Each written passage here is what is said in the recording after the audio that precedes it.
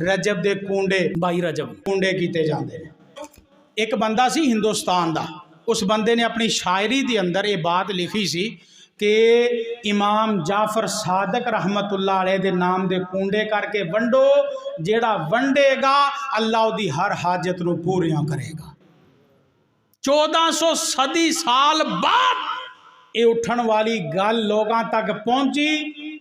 आपने क्यों ना दसिया कि वो नाम दे करो तो अल्लाह तुहाडी हर हाजत पूरी करेगा। और इमाम हजरत जाफर सादक रहमतुल्लाह अलैह सिर्फ तुहाडे कूंडियां दे मोहताज सन। नजरो नियाज इस बात नूं जानदे सन कि गैरुल्लाह दे नाम दी नजरो नियाज जायज़, अल्लाह दे नाम दी करे, नजरो नियाज अपनी पूरी करे। असल बात पता की मैं तुहानू दस देवां, शायद ना पता होवे। एक तो बात ये वे कि हज़रत इमाम जाफर सादक रहमतुल्लाह अलैह ना इस दिन फौत होए ने ते ना उन्हां दी विलादत हुई है 22 रजब। फिर ये किस खुशी दे कूंडे?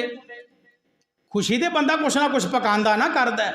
इमाम साहब दी ना वफात है ना विलादत है 22 रजब नूं।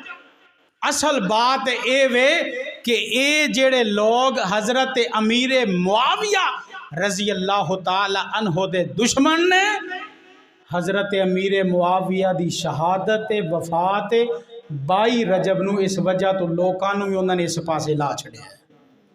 हुण वफात केड़ा खुशी करदा है? कदी की खुशी किसी ने?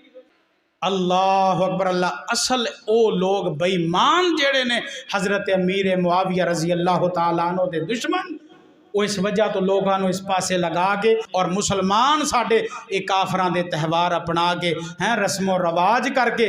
दुआ करो अल्लाह सानू सब नू तौहीद ते कायम दायम रखे। अल्लाह शिरकी अकायद नजरियात तो मेरा रब महफूज फरमाए।